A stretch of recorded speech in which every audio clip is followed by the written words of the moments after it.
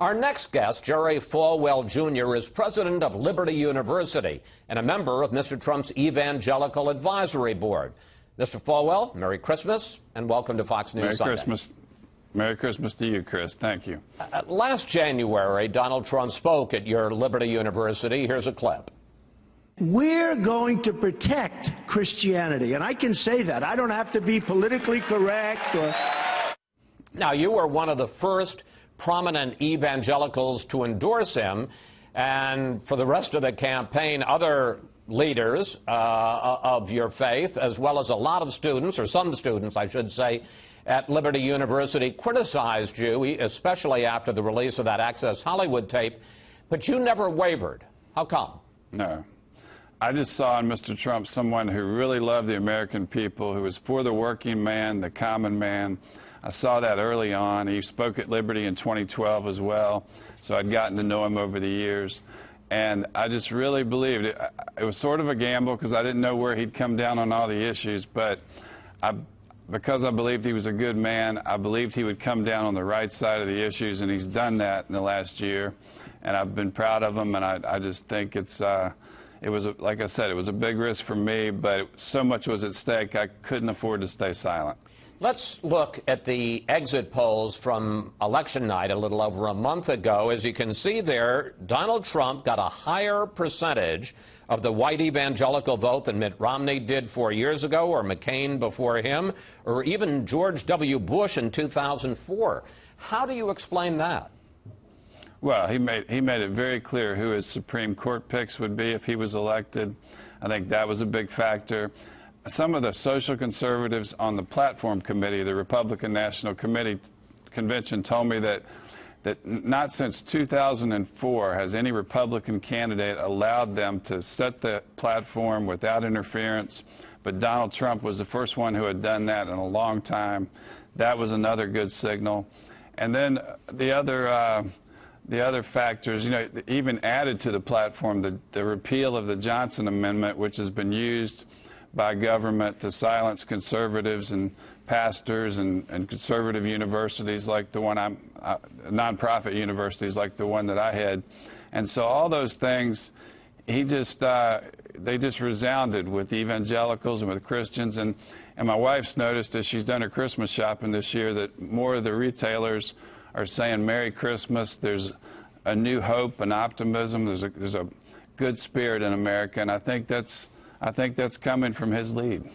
I think you would agree that Mr. Trump is no student of theology. I want to play a clip for you of an interview he did last year with the Christian Broadcasting Network. Here it is. God is the ultimate. I mean, God created this. And, you know, here's the Pacific Ocean right behind us. So, nobody, no thing, there's nothing like God. But you say that Mr. Trump, you think probably, your word, will be a better for social conservatives as president than Ronald Reagan was. Now, there's a contrary view, I don't have to tell you, that he doesn't really care about this, that he said it because that would help him get elected, but he cares about issues like trade and national security more than he does about issues like abortion or gay rights, which he was a late convert to. What's your feeling about that? Well, I mean, like I said, he told us which Supreme Court justices he would appoint. That's about all a president can do on the abortion issue, is to appoint the right justices. And he, you know, he never pretended to be a theologian, and I said all through the campaign that we're not electing a pastor-in-chief. We need to. It's just like when you have a sick child, you look for the best doctor for that child. You don't look for the doctor that shares your faith or your theology. And that's what I think we have to do with government. We have to find the candidate who is most likely to support all the values that we hold dear. And, you know, evangelicals aren't that much different than the general population. They're concerned about all the issues you just mentioned: trade, immigration, terrorism, all the things that the general population was interested in. And so it's not like evangelicals only vote on one or two issues. They vote on all the issues, Let me just pick up on that, if I may. Excuse me, Mr. Falwell, because you've gotten some controversy with other evangelical leaders about supporting the nomination of Rex Tillerson to be the Secretary of State, even though as a board member of the Boy Scouts, he succeeded in lifting the ban on gay scouts. Why doesn't that concern you? Well, I've said that watching Trump assemble his cabinet has been the most exciting thing because he's brought in the captains of industry, he's brought in the leaders from every walk of life. It reminds me of the basketball dream team from the 1992 Barcelona Olympics when America was finally allowed to let professional athletes play. They beat every team by an average of 44 points. And that's what I see. I think what Trump is doing with his cabinet is assembling a dream team. I think Scott Pruitt is, I'm especially excited about his appointment at the head of EPA. But if I may, before we run out, especially about Tillerson? But back to Tillerson, his position on social issues, I don't believe are relevant in the position of Secretary of State. I don't think he'll ever have to weigh in on any of those issues. I think he's going to be out cutting deals like he did as the CEO of a global enterprise with Exxon, and I think that's what we need in that position. I don't think his position on social issues will ever make a difference as Secretary of State. The North Carolina legislature just failed to repeal the law that's known as House Bill 2, which would ban people from going into bathrooms unless their gender and their birth certificate matches the bathroom they're in. Is that something you think that states should get involved in? Well, I think each state, of course, is going to make their own decision on that. But if you follow that logic to its conclusion, does that mean that men will be able to play on women's basketball teams? I mean, you have to draw a line somewhere, and I think the concern of the North Carolina legislature is that men, women, and children are, that women, children are protected from men coming into women's shower rooms, and it makes sense. I mean, I haven't studied it closely exactly what the bill says, but it just seems like common sense to me. Let's talk about your school, Liberty, which, as we mentioned earlier, is the largest Christian university in the world. And I want to put up some numbers.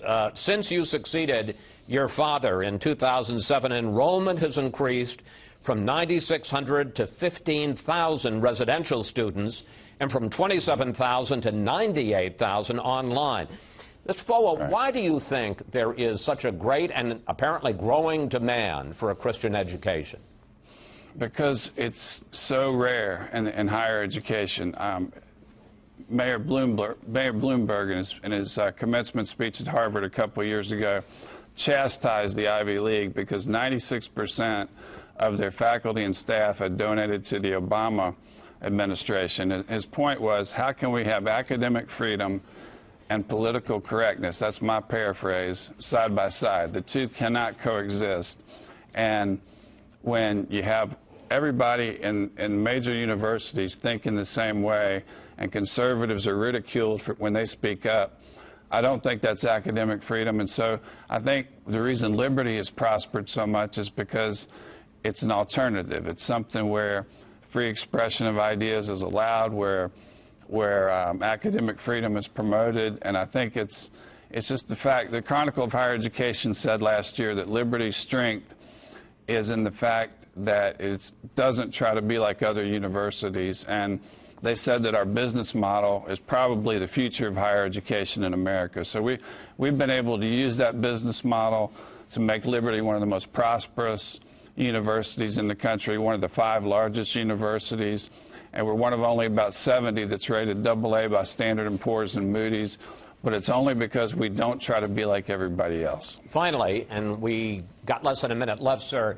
you're not a pastor, but as the president of Liberty University, I wonder about your thoughts about Christmas on this Christmas Day for your students and for our audience. Well, we have to remember Christmas, the reason we celebrate it is because it's to recognize that God's greatest gift to mankind through his son Jesus Christ that provides the hope for redemption, forgiveness, eternal life.